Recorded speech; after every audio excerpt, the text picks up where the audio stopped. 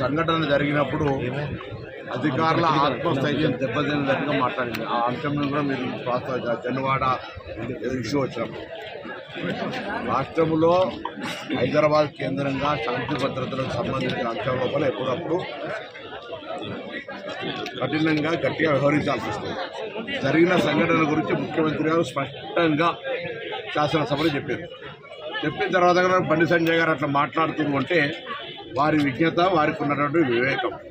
నేను ఈ అంశం మీద ఎక్కువ వారి అభిప్రాయాన్ని వాళ్ళు చెప్పుకునేటువంటి పరిస్థితి ఉంది కాబట్టి గవర్నమెంటు, ప్రజలు, ప్రజానికం ఏమనుకుంటారు అనేటువంటి మాటని స్పష్టంగా చెప్పారు. నేను ఇంతకుముందు అన్నాడు కేంద్ర మంత్రిగా ఉన్నప్పుడు వారు గౌరవనీయులు, వారు మరొక్కసారి నేను విజ్ఞప్తి చేస్తా ఉన్నా, ఆ కుటుంబాన్ని కూడా పరామర్శ చేసి రమ్మని కోరుతా ఉన్నా.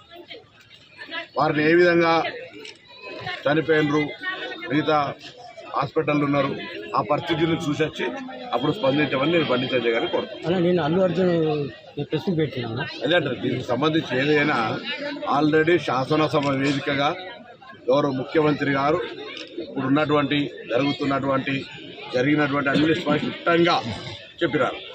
నేషనల్ వైడ్గా తెలుగు జాతిని పూర్తి స్థాయిలో చూపెట్టినాం. ఇక్కడ ప్రభుత్వం ఇంత చేస్తూ ఉంది, కక్షపూర్తంగా వ్యవహరిస్తుంది. మళ్ళీ ఇప్పుడు మీకు ఎక్కడ కక్ష కనబడ్డది నాకు అర్థం కాలేదు.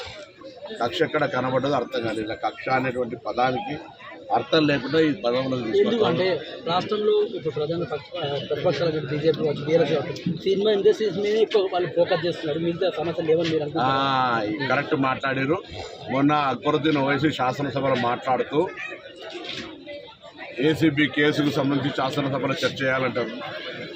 ఏసీబీ కేసు గురించి ఎందుకు చేస్తున్నారు? ఒక వ్యక్తికి సంబంధించి శాసనసభలో ప్రజా సమస్యల గురించి చర్చ చేయమని చెప్పండి. అరే కేసుల నిర్దోషి అయితే నిర్దోషితో నిరూపించుకోమని చెప్తా ఉన్నాం కదా. ఏసీబీ ఒక కేసు పెట్టి దాని తర్వాత ఈడీ ఎన్ఫోర్స్మెంట్ అడుగుతా ఉన్నది.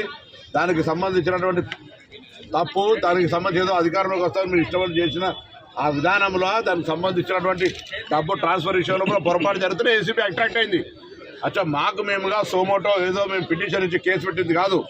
మున్సిపల్ శాఖ ఫిర్యాదు మేరకు దాని తదుపరి ఒక ప్రజాప్రతినిధికి సంబంధించిన విచారణ జరగాలన్నప్పుడు గవర్నర్ గారు అనుమతి కావాలంటే గవర్నర్ గారిని ఊరూరికైనా అనుమతి ఇవ్వలే. గవర్నర్ గారు కూడా న్యాయ నిపుణులతో అటార్నీ జనరల్ తోటి సలహా తీసుకొని ఇచ్చినాడు. ఈ అంశాన్ని చర్చ చేయమని డిమాండ్ చేసిన వాళ్ళు శాసనసభలో బిజినెస్ అడ్వైజరీ కమిటీ చర్చ అవుతుంది. నేను సభ్యునల్లా అంటే శాసనసభలో ఏమైనటువంటి అంశాలు చర్చ చేయాలని మేము లగచర్ల డిసైడ్ చేయడానుకున్నాం. రైతుకు సంబంధించిన అంశం చేసినాం, భూభారత చేసినాం, అన్ని రకాల మున్సిపాలిటీ యాక్ట్, గ్రామ పంచాయతీ ప్రతిదీ ఏమేమి అడుగుతారని చేసినాం. ఆ మాట అడగలే వీళ్ళు. అప్పటికే ఏసీబీ కేసుకు సంబంధించినటువంటి కార్ రేస్ గురించి చర్చకు అడగలే. అడిగితే మాకేం నిన్న రోజులు అసెంబ్లీ రాత్రి ఒక్కోటి దాకా అసెంబ్లీ నడుస్తుంటే మాకేం చర్చ చేయడానికి ప్రజా సమస్యల మీద ఒక కుటుంబానికి సంబంధించిన అంశం మీద శాసనసభ చర్చా వేదిక కావద్దని చేయలే. అసలైన తొలి వెలుగు. ఫాలో వాట్సాప్ @తొలి వెలుగు official.